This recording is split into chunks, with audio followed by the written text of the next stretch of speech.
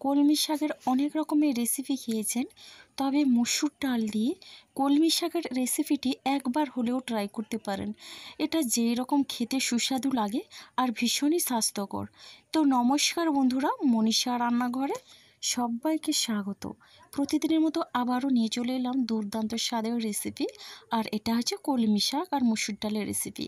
কলমি শাক এঙাটি নিয়ে ভালো করে কেটে ধুয়ে পরিষ্কার করে নিয়েছি। আর নিয়েছি দুটো বড় সাইজের আলুগুলোকে এইভাবে ছোট করে কেটে নিয়েছি। আর এদিকে নিয়েছি মুসুর ডাল। তো বন্ধুরা দেখুন, মুসুর ডালটা বেশ ভালো করে ধুয়ে আমি পরিষ্কার করে নিয়েছি। আর এখন গ্যাসে একটা কড়াই বসিয়ে দিয়েছি আর সামান্য পরিমাণে জল আমি গরম করতে দিয়েছি। তো এই গরম জলের মধ্যে এখন আমি দিয়ে দিচ্ছি মুসুর ডালটা। তো বন্ধুরা, ডালটাকে কিন্তু বেশ ভালো করে সেদ্ধ করে নিতে হবে। আর এখন আমি ডাল সেদ্ধর জন্য লবণ দেবো না, ডালটা একটু সেদ্ধ হয়ে আসলেই লবণটা দিলে ভালো হয়। তো বন্ধুরা দেখুন, ডালটা কিন্তু সেদ্ধ হয়ে গেছে। আর এটা কিন্তু বেশি শুকনো করব না। তো এখন আমি স্বাদ অনুসারে দিয়ে দিলাম লবণ। এবার লবণটা দিয়ে বেশ ভালো করে একটু নেড়ে চেড়ে মিশিয়ে নিচ্ছি। এখন আমি ডালটা নামিয়ে নেব। তো বন্ধুরা দেখুন, এদিকে ডাল নামিয়ে নিয়ে গ্যাসে আবারও একটা কড়াই বসিয়ে দিয়েছি। আর কড়াইয়ে দিয়ে দিলাম সর্ষের তেল। তেলটা বেশ ভালো করে গরম করে নিয়ে এখন আমি ফোড়নে 1/2 চামচ পরিমাণে দিয়ে দিলাম কালো জিরে। কালো জিরেটা দিয়ে এখন দিয়ে দিচ্ছি দুটো শুকনো লঙ্কা। লঙ্কাগুলোকে আমি এইভাবে কেটে দিলাম। আর শুকনো লঙ্কা আর কালো জিরে দিয়ে কিন্তু এই রেসিপিটা ভীষণই ভালো লাগে। ফোড়নে আপনারা অবশ্যই কালো জিরেটা দেওয়ার চেষ্টা করবেন। তো বন্ধুরা দেখুন, এখন আমি এখানে দিয়ে দিচ্ছি রসুন কুচি। তো রসুনটা আমি 8-9 কোয়ার মতো রসুন নিয়েছিলাম। আর দিয়ে দিচ্ছি একটা বড় সাইজের পেঁয়াজ কুচি। এবার পেঁয়াজ আর রসুনটাকে বেশ ভালো করে নেড়ে চেড়ে নিচ্ছি।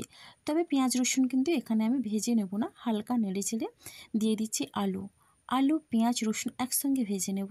এতে করে কিন্তু পেঁয়াজ রসুনও বেশ ভালোভাবে ভাজা হয়ে যাবে, আলুটা ভাজা এবং অনেকটা সিদ্ধ হয়ে যাবে। তো বন্ধুরা দেখুন, এখন আমি দিয়ে দিচ্ছি লবণ স্বাদ অনুসারে, দিয়ে দিচ্ছি হলুদের গুঁড়ো। আর এখন আমি লবণ আর হলুদের গুঁড়ো দিয়ে বেশ ভালো করে নেড়ে চেড়ে মিশিয়ে নিচ্ছি।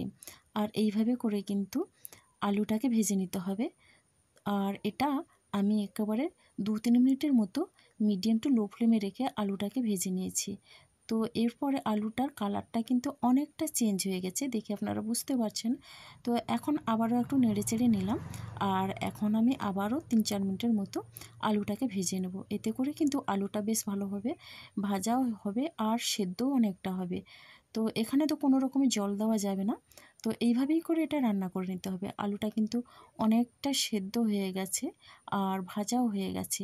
তো এরপর আমি এখানে দিয়ে দিচ্ছি কেটে রাখা শাকগুলো। তো বন্ধুরা দেখুন, শাকগুলো দিয়ে এখন আমি একটু নেড়েচেড়ে আলু আর শাকটাকে একসঙ্গে মিশিয়ে নিচ্ছি। কলমি শাকের এই রেসিপিটা দুর্দান্ত লাগে গরম ভাতের সঙ্গে। দুর্দান্ত একটা রেসিপি, আর এটা ভীষণই স্বাস্থ্যকর রেসিপি। তো বন্ধুরা দেখুন, শাক আর আলুটাকে একটু নেড়ে চেড়ে নিয়ে ঢাকনা দিয়ে আমি কিছুক্ষণের জন্য রান্নাটা করে নেব। তো দেখুন বন্ধুরা, শাকটা কিন্তু অনেকটা কমে গেছে। আবারও আমি এটা নেড়ে চেড়ে নিচ্ছি। তো এইভাবে করে রান্নাটা করে নিতে হবে। আর এখন আমি চেক করে নিচ্ছি আলুটা কতটা সেদ্ধ হয়েছে। তো আলু তো সেদ্ধই হয়ে গেছে। তো এখানে তো কোনো জল দেওয়া যাবে না, এই রকমভাবে ঢাকনা দিয়ে রান্নাটা করে নিতে হবে। আর দেখুন, এখনও আমি আবার নেড়ে চেড়ে এরপরে আমি সেদ্ধ করে রাখা ডালটা দিয়ে দিচ্ছি। তবে আমি মসুর ডাল দিলাম, আপনারা চাইলে আপনাদের পছন্দের মতো যে কোনো ডাল দিয়ে এটা রান্না করে নিতে পারেন। তো বন্ধুরা, ডালটা দিয়ে এখন আমি বেশ ভালো করে নেড়ে চেড়ে নিচ্ছি। আর এখন আমি ওই কড়াইটা ধুয়ে অল্প পরিমাণে জল দিয়ে দিলাম। ওই ডালের জলটা, এখানে আর কোনো জল দেওয়া যাবে না। তো দেখুন, এইভাবে করে নেড়ে চেড়ে বেশ ভালো করে মিশিয়ে নিয়ে ঢাকনা দিয়ে আমি 5 মিনিটের মতো রান্না করে নেব। আর এটা রান্না করতে বেশি সময় লাগে না। তো এখন আমার কিন্তু রান্নাটা প্রায় হয়ে গেছে। আর এই ঝোলটা কিন্তু শুকানো বেশি যাবে না, যেহেতু ডালটা আছে। এটা কিন্তু ঠান্ডা হলেই অনেকটা ঝোল টেনে নেবে আর একটু শুকনো শুকনো হয়ে যাবে। তো এইভাবে নেড়ে চেড়ে নিলাম। আর এরপরে এখানে আমি অ্যাড করে দিচ্ছি জিরের গুঁড়ো, চিনি, আর দিয়ে দিচ্ছি জিরের গুঁড়ো। তো চিনি আর জিরের গুঁড়ো দিয়ে এটা রান্নাটা করে নেব আরও আমি 1 মিনিটের মতো নেড়ে চেড়ে। তো বন্ধুরা, চিনি দিলে কিন্তু সব কিছুর স্বাদটা ব্যালেন্স করবে আর খেতেও কিন্তু দুর্দান্ত লাগবে। আর এই রেসিপিটা দেখুন বন্ধুরা, কালারটা কিন্তু দুর্দান্ত হয়েছে। আর রেসিপিটা আমার পরিবেশনের জন্য একেবারে রেডি হয়ে গেছে। আর গরম ভাতের সঙ্গে এবার পরিবেশন করার পালা।